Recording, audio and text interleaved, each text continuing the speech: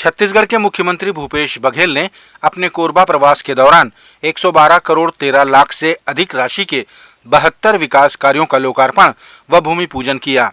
मुख्यमंत्री ने इस दौरान कोरबा जिले को ई पुस्तकालय की सौगात भी दी।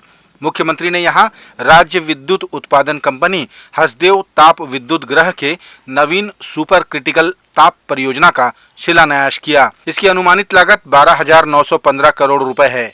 इस परियोजना को मुख्यमंत्री ने पूर्व प्रधानमंत्री स्वर्गीय राजीव गांधी के नाम पर किए जाने की भी घोषणा की। ये जो super critical thermal power plant है, एकर नाम ल स्वर्गीय राजीव गांधी जी जिन हमार प्रधानमंत्री रही से, जिन संचार क्रांति के प्रणेता रही से, पंचायती राज के सपना देखैया रही से, जिन 21वीं सदी में ले जाए के सपना देखत रही से, ऐसा महान विभूति के नाम से एल करे के मांग करे। मैं आज ओकर नाम से घोषणा करत हूँ और आप सबसे अपील करत हूँ, एक बार जोरदार राजीव जी के जयकारा लगाओ। स्वर्गीय राजीव गांधी अमर रहे।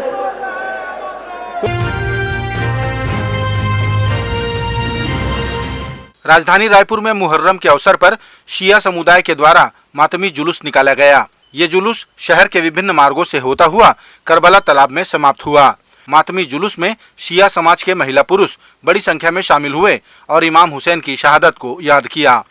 गौरतलब है कि इस्लाम धर्म में नए साल की शुरुआत मुहर्रम के महीने से होती है। इसे हिजरी भी कहा जाता है।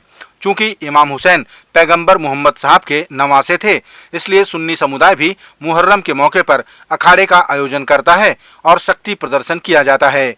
मातमी जुलूस के अवसर पर विभिन्न ताजिए भी निकाले गए। दंतेवाड़ा जिले में घटित होने वाले साइबर अपराधों से आम जनता को राहत पहुंचाने और उन्हें जागरूक करने की मुहिम चलाई जा रही है। साथ ही साइबर फ्रॉड से पीड़ित व्यक्तियों की राशि वापस दिलाए जाने का प्रयास भी किया जा रहा है। जिले के उप पुलिस अधीक्षक कृष्ण कुमार चंद्राकर ने अपील की है कि साइबर फ्रॉड की शिकायत तत्काल करें ताकि उसे ट्रेस करने में आसानी हो। साथ ही उन्होंने अपनी व्यक्तिगत जानकारी, OTP, ATM के पिन या बैंक डिटेल किसी से भी शेयर न करने को कहा। अगर गलती से आपके साथ कोई फ्रॉड हो भी जाता है तो तत्काल आप जो है साइबर क्राइम की हेल्पलाइन नंबर 1930 पे कॉल करके अपना कंप्लेंट दर्ज करा सकते हैं। वो नहीं हुआ तो आप स्वयं भी cybercrime.gov.in, फिर से बोल रहा हूँ मैं, cybercrime.gov.in, इस पे लॉगिन करके आप अपना भी स्वयं से कंप्लेंट करा सकते हैं। उसके अतिरिक्त आप हमारे ज़िले में कार्यरत साइबर सेल जो दंतेवाड़ा SP ऑफिस में कार्यरत है, वहाँ पर पे आकर के भी आप जो है कंप्लेंट दर्ज करा सकते हैं। त्वरित कंप्लेंट कराने का फ़ायदा मैं आपको सबसे महत्वपूर्ण फ़ायदा जो है मैं आपको बताना चाहूँगा वो ये है कि अगर आप जितनी जल्दी आप कंप्लेंट करेंगे तो आपके खाते से जो फ्रॉड हुई राशि है वो फ्रॉडस्टर के खाते में रहती है और हम उस राशि को होल्ड करा सकते हैं। जितनी जल्दी आप कंप्लेंट करेंगे, जितनी जल्दी हमें पता चलेगा, हम उतनी जल्दी वो राशि को होल्ड करा करके कंप्लेंट के माध्यम से होल्ड करा करके आपको वापस दिला सकते हैं। तो इसलिए मेरा आप सभी से आग्रह है कि आप जो है NCCRP का जो पोर्टल है cybercrime.gov.in, इसमें जाकर के आप अपने साथ हुए किसी भी फ्रॉड की सूचना दर्ज करा सकते हैं।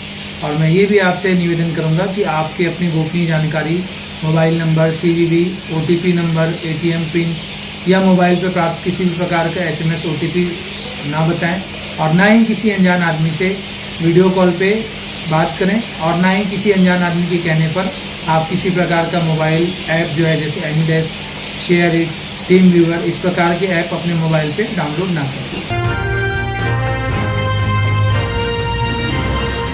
भारतीय जनता पार्टी की राष्ट्रीय कार्य समिति में छत्तीसगढ़ के 3 नेताओं को राष्ट्रीय उपाध्यक्ष के तौर पर चुना गया है, जिनमें पूर्व मुख्यमंत्री डॉक्टर रमन सिंह, राज्यसभा सांसद सरोज पांडे और पूर्व मंत्री लता उसेंडी के नाम शामिल हैं।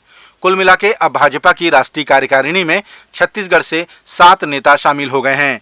इस निर्णय के बाद छत्तीसगढ़ भाजपा के प्रवक्ता केदारनाथ गुप्ता ने कांग्रेस पार्टी की राष्ट्रीय कार्य समिति में नियुक्तियों को लेकर तंज कसा और कहा कि कांग्रेस की CWC पुरानी ही चल रही है।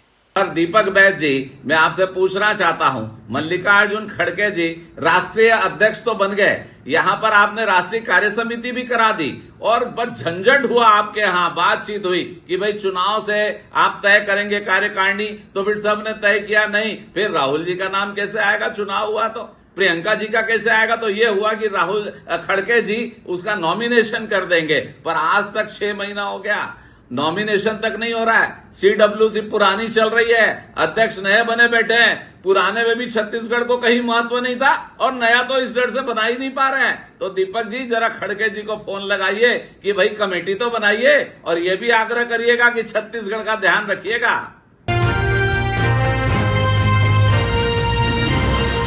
छत्तीसगढ़ के चीफ जस्टिस श्री रमेश सिन्हा ने बिलासपुर केंद्रीय जेल का निरीक्षण किया। इस दौरान वे पुरुष और महिला बंदी गृह भी गए।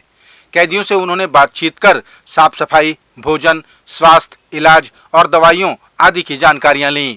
चीफ जस्टिस ने बच्चों के साथ रहने वाली महिला बंदियों की सूची बनाने के निर्देश दिए। प्राप्त जानकारी के अनुसार केंद्रीय जेल बिलासपुर की क्षमता 2290 बंदियों की है, लेकिन वर्तमान में यहां 3153 बंदी बंद हैं, जिनमें पुरुष बंदी 2946 और महिला बंदियों की संख्या 207 है। चीफ जस्टिस ने बंदियों को विधि का ज्ञान सरल भाषा में देने को कहा ताकि भविष्य में उनके जीवन में सुधार आए। जेल में बैरकों का, अस्पताल का, पाकशाला का और खासकर लीगल एड क्लिनिक का वीडियो कॉन्फ्रेंसिंग का निरीक्षण किए और निरीक्षण के दरमियान लगभग संतोषजनक पाए गए। जी, और कुछ निर्देश मिले हैं या कि व्यवस्थाओं में कुछ सुझाव? व्यवस्थाओं के लिए और सुझाव ऐसे कुछ तो निर्देश दिए नहीं हैं अभी तक। सर, अपने कोरबा प्रवास के दौरान मुख्यमंत्री भूपेश बघेल ने कोरबा संसदीय क्षेत्र में करोड़ों के विकास कार्यों की स्वीकृति और लोकार्पण पर विधानसभा अध्यक्ष चरणदास महंत को बधाई दी। उन्होंने कहा कि एक ही कार्यकाल में हमारे विधानसभा अध्यक्ष को 3 जिले मिल गए, 3 मेडिकल कॉलेज मिल गए और पावर प्लांट भी मिल गया। मुख्यमंत्री ने चुटकी लेते हुए ये भी कहा कि कभी किसी विधानसभा अध्यक्ष को एक ही कार्यकाल में इतना नहीं मिला होगा। कोनो विधानसभा अध्यक्ष अलग का नहीं मिले हुई, वो 3 ठक जिला मिल गए, 3 ठक मेडिकल कॉलेज मिल गए, सुपर क्रिटिकल पावर प्लांट मिल गए, एकल ले ज्यादा औ का हुई। अब वो तहसील और एसडीएम कार्यालय गिना हो तो औ बहुत हो जाए। हाँ, सांसद जी 3 मेडिकल कॉलेज, 3 जिला, कभू कोनो एक कार्यकाल में कोनो एक सांसद या विधानसभा अध्यक्ष मिले हुई, ऐसा संभव नहीं है। लेकिन लगातार आप सबके आशीर्वाद मिला थे और छत्तीसगढ़ महतारी के हम सब मिल के सेवा करत हन और छत्तीसगढ़ बहुत तेजी से आगे बढ़ा थे। छत्तीसगढ़ के अंतागढ़ स्वामी आत्मानंद स्कूल में सीमा सुरक्षा बल के जवानों व स्कूली बच्चों ने वृक्षारोपण कार्यक्रम में भाग लिया। सीमा सुरक्षा बल के कमांडेंट नवल सिंह ने बताया कि वृक्षारोपण भारत सरकार का महत्वपूर्ण कार्यक्रम है, जिसके अंतर्गत करोड़ों वृक्ष लगाए जा रहे हैं। सीमा सुरक्षा बल अंतागढ़ द्वारा 15,000 वृक्ष लगाए जाएंगे। इस मौके पर जवानों द्वारा बच्चों को पौधों के संरक्षण के प्रति जागरूक भी किया गया। जैसे कि मत्स्य पुराण के अंदर लिखा है कि 10 कुएं का महत्व एक तालाब के बराबर और 10 तालाब का महत्व एक सरोवर के बराबर, 10 सरोवर का महत्व एक पुत्र के बराबर और 10 पुत्रों का महत्व के बराबर एक पेड़ का महत्व है। तो पेड़ के लगाने, वृक्षों को, अपने जल संसाधनों को संचय करने के बारे में जो छत्तीसगढ़ के आदिवासी भाइयों का खासकर एक नारा है, जल, जंगल और ज़मीन, तो ये वृक्षारोपण भी उसी भावना, उसी चीज़ का एक एक्सटेंशन है। हम शुभकामना देते हैं लोकल स्कूल बच्चों को कि वो इतने बढ़ चढ़ के इस कार्यक्रम में उन्होंने हिस्सा लिया।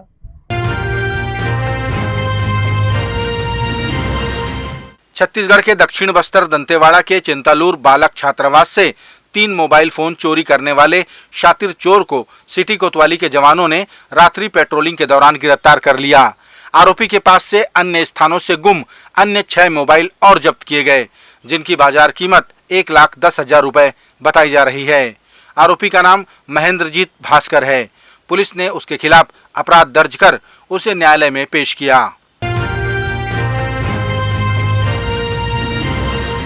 छत्तीसगढ़ में संविदा कर्मचारियों के नियमितीकरण का मुद्दा अब राजनीतिक मुद्दा बनता जा रहा है।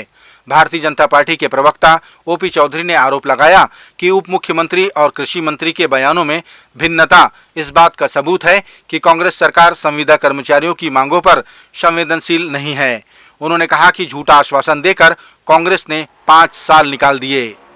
सरकार बनने के 10 दिनों के भीतर नियमितीकरण का लिखित में बात कही थी, इनके वीडियो भी अवेलेबल है। लेकिन आज टीएस सिंहदेव जी बयान दे रहे हैं कि संविदा कर्मचारियों को नियमितीकरण करने में मुश्किलें हैं। दूसरी ओर इनके दूसरे मंत्री रविंद्र चौबे जी कह रहे हैं कि कैबिनेट में हम चर्चा कर रहे हैं। तो ये झूठा आश्वासन और छलावा का काम 4.5 साल तक इन्होंने किया है, आगे भी इसी तरह का काम कर रहे हैं। ये अत्यंत दुर्भाग्यजनक है। इसी बीच में पंडरिया में एक संविदा कर्मचारी की दुखद मृत्यु हो जाती है। वो लड़ाई लड़ते हुए, नियमितीकरण के लिए लड़ाई लड़ते हुए वो शहीद हो जाता है और आज कल वहां पर सारे कर्मचारी साथियों ने मौन रखा है।